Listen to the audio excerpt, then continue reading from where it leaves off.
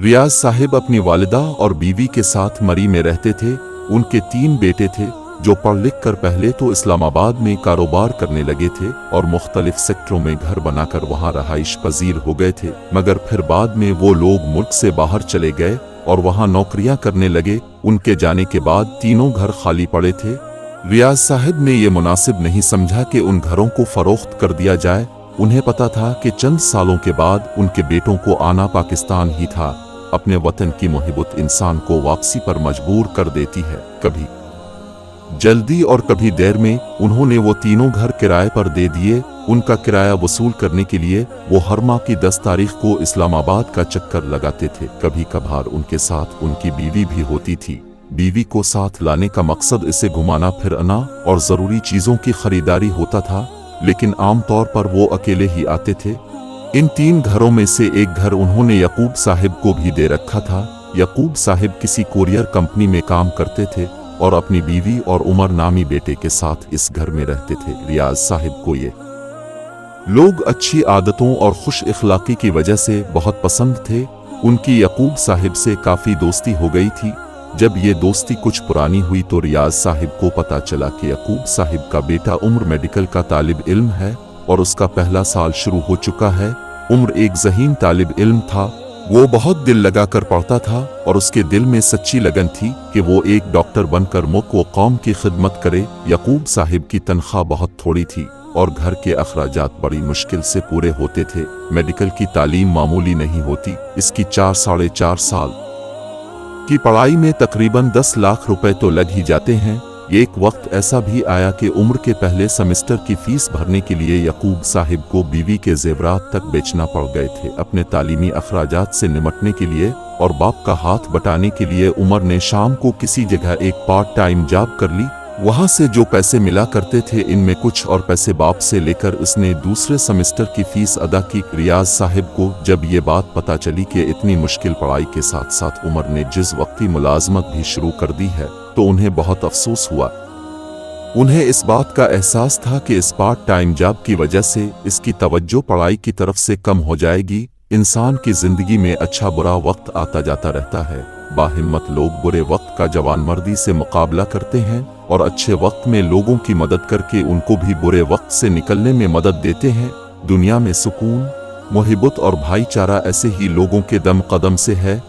आज रियाज साहिब पैसे वाले थे तो ये पैसा उन्होंने बहुत जदोजहद और मुश्किलात के बाद कमाया था। जब वो तालिब इल्म थे तो उनके हालात भी बहुत बदतर थे। वो अपना बुरा वक्त अब तक नहीं भूले थे। एक रोज उन्होंने यकूब साहिब से कहा, यकूब भाई, मुझे एहसास है कि उम्र की पढ़ाई की वजह से अब पर माली दबाव बहुत बढ़ गया है। मैंने सोचा है कि जब तक इसे डॉक्टर की डिग्री नहीं मिल जाती मैं अब से इस घर का किराया नहीं लूंगा। इस किराए को अब मेरे हिसाब में जमा करते रहिएगा। पढ़ने लिखने वाले बच्चे हसास होते हैं। उन्हें अपने माँ बाप की मुश्किलात का अंदाज़ा होता है। माँ बाप की ये मुश्किलात उन्हें ज़हनी तौर पर बहुत परेशान करती हैं, जिससे उनकी पढ़ाई का हर्ज भी होने लगता है। इंशाअल्लाह जब वो कामयाब हो जाएगा और कमाने लगेगा तो मुझे ये रकम लूटा दीजिएगा। यकूब साहिब ने पहले तो मना किया, मगर जब रियाज साहिब ने उनके इनकार का बुरा माना और सख्ती से अपनी बात दोहराई तो वो मान गए। हकीकत में उनकी पेशकश से उनके लिए बहुत आसानी हो जाती। उमर भी शाम की नौकरी छोड़कर पूरी तवज्जो अपनी पढ़ाई पर देने लगता। रियाज साहिब के इस एहसान की वजह से उमर के दिल में उनकी इज्जत मजीद बढ़ गई थी। पैसों का मिसला हल हुआ तो उमर यकसुई से अपनी तालीम की तरफ मुतवज्जे हो गया। इसकी मेहनत रंग लाई और वो कामयाब हो गया। इसे डॉक्टरी की डिग्री मिल चुकी थी और अब एक मुस्तनद डॉक्टर बनने के लिए इसे 1 साल तक हाउस जॉब करना थी।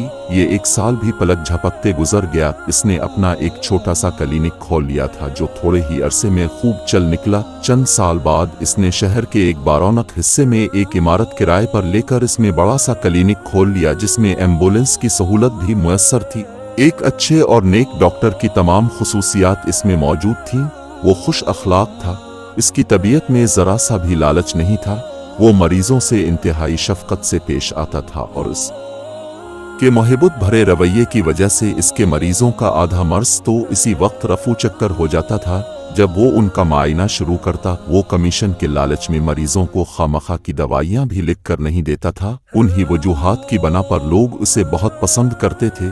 इसकी फीस इंतहाई मुनासिब थी, जिसकी वजह से मरीजों का हर वक्त तांता बंधा रहता था। अपना क्लिनिक खोलने के कुछ अरसे बाद इसने रियाज साहिब का किराया, जो तकरीबन 6 लाख रुपए हो गया था, अपने अब्बा और उम्मी के साथ मरी जाकर उनके हवाले किया, वो अपने डॉक्टर बनने की खुशी। मैं मिठाई भी साथ ले गया था। यह खबर सुनकर कि वो डॉक्टर बन गया है, रियाज साहिब, उनकी माँ और बीवी सब बहुत खुश हुए। उनके घर से वापसी पर उमर ने एक मर्तबा फिर रियाज साहिब का शुक्रिया अदा किया और कहा, अगर आप हमारे साथ वो नेकी ना करते तो बहुत मुश्किल हो जाती, मैं कभी भी डॉक्टर नहीं बन सकता था। हालात ही कुछ इस किस्म के हो गए थे। आपका ये एहसान हम कभी फरामोश नहीं करेंगे। मैंने कोई एहसान नहीं किया था। ये तो हमारे इस्लाम ने हमें सिखाया है कि हम एक दूसरे से हसन सलूक करें, एक दूसरे की मदद करें। तुम तो मसीहा हो, बीमार लोगों का इलाज करते हो, अल्लाह के बंदों को अल्लाह के हुक्म से तुम्हारे वसीले से आराम पहुंचता है। ये तो बहुत सवाब का काम है। बस मेरी तो यही दुआ है, मेरी इस नेक काम से खुश होकर अल्लाह मुझ पर और मेरे घर वालों पर भी मजीद रहम व करम फरमाए। रियाज साहिब ने बड़े खुलूस से कहा। इसके बाद वो लोग वापस चले आए। सर्दियां शुरू हुए काफी दिन हो गए थे और अब ये अपने शबाब पर थीं। इस्लामाबाद में हल्की बारिश कई रोज से जारी थी और मरी में बर्फबारी शुरू हो गई थी। ऐसे में रात 9 बजे रियाज साहिब की कॉल उम्र के मोबाइल पर आई। उसने कॉल रिसीव की। दूसरी तरफ से रियाज साहिब की घबराई हुई आवाज आई, बेटा उमर, माँ जी की तबीयत बहुत खराब हो गई है। उन्हें चंद दिनों से बुखार था और अब ये बुखार बहुत शिद्दत इख्तियार कर गया है। उनकी खांसी रुकने का नाम ही नहीं ले रही और उन्हें सांस लेने में इंतहाई दुश्वारी हो रही है। शायद ज्यादा डांसेस की वजह से उन्हें नमूना हो गया है। उनके सीने में शाम को दर्द उठा था और इस वक्त वो नीम बेहोशी की हालत में है। उनकी हालत मुझसे देखी नहीं जा रही। मरी में इस वक्त कोई डॉक्टर नहीं है। सर्दियां शुरू होते कि यहाँ रहने वाले अक्सर लोग अपने अपने आबाई गांव और शहरों को रवाना हो जाते हैं। पूरी मरी में सन्नाटा है। उम्मी की कैफियत मैंने तुम्हें बता दी है।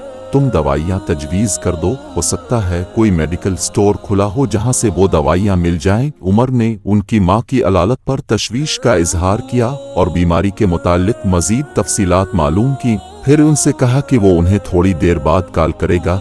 उधर रियाज साहिब बेचैनी से उम्र की कॉल का इंतजार कर रहे थे। इससे बात किए हुए तकरीबन 1.5 घंटा गुजर गया था मगर इसका फोन अब तक नहीं आया था। इतना वक्त गुजर जाने के बाद उनके दिल में ख्याल आया कि रात ज्यादा हो गई है, शायद उम्र सो गया होगा और सुबह फोन करेगा। उनकी माँ की हालत दम बादम खराब से खराब तर होती जा रही थी। रियाज साहिब और उनकी बीवी की समझ में कुछ नहीं आ रहा था कि क्या करें। रियाज साहिब ने बाहर निकलकर भी देख लिया था मगर तमाम मेडिकल स्टोर बंद पड़े थे। अचानक उनके मोबाइल की बेल बजी। ये उम्र का फोन था। मोबाइल के स्क्रीन पर इसका नाम देखकर उनकी आंखें खुशी से चमकने लगीं। उन्होंने जल्दी से कॉल रिसीव की। उनके कानों में उम्र की आवाज, एक रियाज अंकल, दरवाजा खोलिए, मैं बाहर खड़ा हूँ। रियाज साहिब को अपने कानों पर यकीन नहीं आ रहा था। वो जल्दी से दरवाजे की जानिब भागे। दरवाजे पर खड़ा था। घर के सामने इसकी गाड़ी नजर आ रही थी और गाड़ी के पीछे इसके क्लिनिक की एम्बुलेंस थी। ये सारे इंतजामात देखकर रियाज साहिब की आंखें खिली की खिली रह गईं। इतने खराब मौसम में बेटा तुमने बहुत तकलीफ की, उनके मुंह से निकला। जो कैफियत आपने बताई थी इससे मुझे अंदाजा हुआ था कि अब की वालिदा की हालत ठीक नहीं है, उन्हें मुनासिब इलाज की जरूरत है। वैसे भी उन्हें इतनी डांसेस में यहाँ रखना मुनासिब ना होगा। अब का फोन मिलते ही मैंने सारे इंतजामात कर लिए थे और फौरन ही निकल खड़ा हुआ था। अब जब तक मौसम ठीक नहीं हो जाता उन्हें इस्लामाबाद में ही रखना होगा। हैरत के मारे रियाज साहिब से कुछ बोला भी नहीं जा रहा था। वो इस बात पर हैरान थे कि खराब मौसम और बर्फबारी के बावजूद उमर इतनी रात को उनकी वालिदा की बीमारी का सुनकर वहां आ गया था। बहरहाल उन्होंने माँ को जल्दी जल्दी गर्म कंबल में लपेटकर एम्बुलेंस में लुटाया, घर को ताला लगाया और बीवी को साथ लेकर उम्र के साथ रवाना हो गए। बेहतरीन इलाज और मुनासिब देखभाल की वजह से रियाज साहिब की वालिदा जल्द ही सेहतयाब हो गई थीं। इन सब का क़याम यकूब साहिब के घर पर ही था। एक रोज रियाज साहिब ने उम्र से कहा, उम्र बेटा, मैं तुम्हारा एहसान जिंदगी भर नहीं भूलूंगा। अंकल, ऐसा ना कहिए। उमर ने निहायत अदब से कहा, अगर आपकी जगह कोई दूसरा शख्स भी मुझे फोन करके किसी मरीज के बारे में बताता तो तब भी मैं ऐसा ही करता। डॉक्टर का पेशा एक मुक़द्दस पेशा है। چاہے کتنی بھی دشواریاं